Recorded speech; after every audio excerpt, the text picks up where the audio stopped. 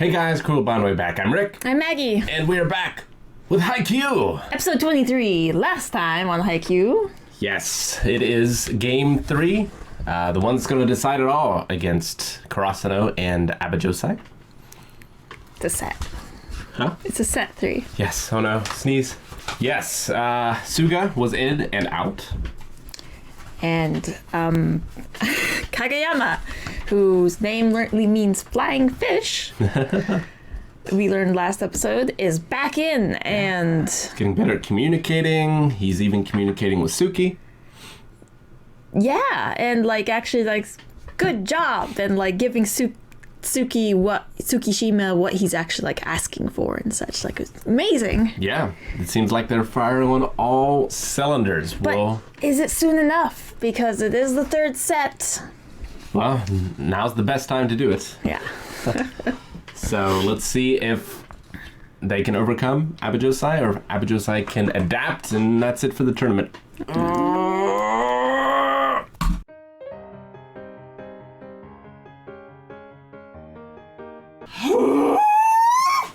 Why are you crying? Guys, it's so hype. How can you waste moisture on your eyes? I'm just sweating with fear. Oh, man.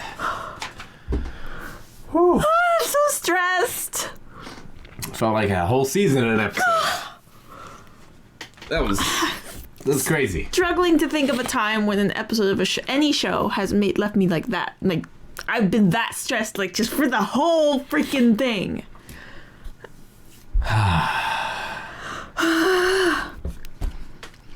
Yes, it's pretty great. There were so many twists and turns. The Abajosai Libro was also a setter, so that was a twist that they threw in. They threw in Tadashi into it as well, and then they did, and then he failed. And the new huge sideways jumps. Yeah, using the entire length and width of the court. Yeah, they threw in. They threw in. It's been flipping back and forth, basically the whole time, back and forth. Oikawa was I see nothing but tears all over your face. Oikawa was taking the ball from the other side almost. Yeah, and setting it that way. And then Kageyama did it, but one-handed, straight to Hinata for the spike. Oh, how did he even know the ball was going to be there?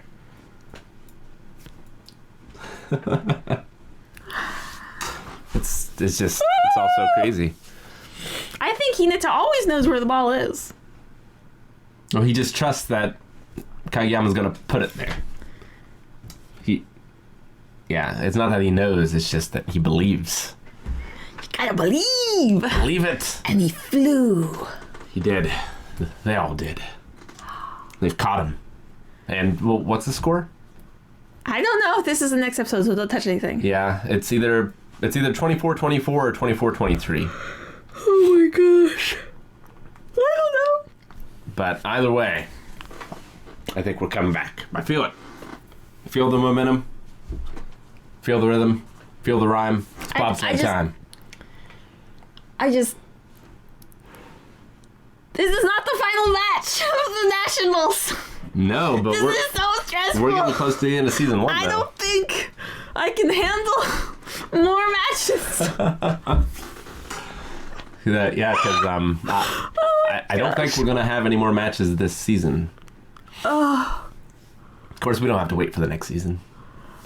We get to roll right into it.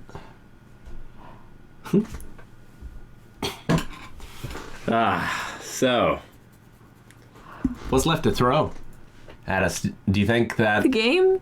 It's just gonna be this lineup, or do you think they're gonna throw Tadashi back in? He'll get his jump float serve. Do you think he'll throw him in this game or the next one? Because now that he has he's been on the court, he feels the fire that he wants to go back. Maybe he'll really start putting the work in afterwards. I don't know if be ready for the next game. I don't know if he'll go in again this time. It seems like it's moving so quickly.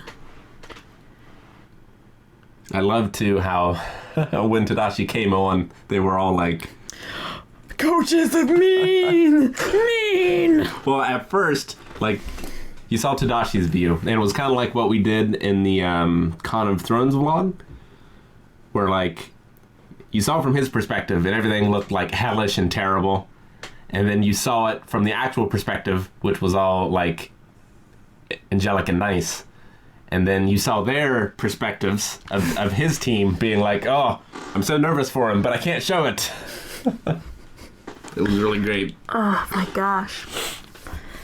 I've never been specialized or powerful enough or valuable enough in any way to be thrust into that position. And I cannot imagine that stress. Yeah, I feel like everyone on the team except him really like stepped up and are all operating at an amazing level. I was really impressed by Daishi as well. Like just his composure and his ability to be the rock of the team, kind of. Well, I think he like specifically, he has kind of, his personality makes him so that he's kind of trained to, kind of like a sheepdog, where he's trained to take care of others and watch out for them. So even if he's like beyond stressed, if there's someone else that needs something said right now, it's like he will always do that first. Yeah, and he's the one that really got to me, of just like, you know, they're not getting this point. They're not getting this point. They're not getting this point. And just like, you know, this could be my last game. I have to play a little longer. Got to me. You're like the only person I can imagine actually having like that anime cry, like. Oh my gosh. Whenever I see great men struggle, that's what does it for me. Happened in Black Sails, happens in Berserk. Oh my gosh.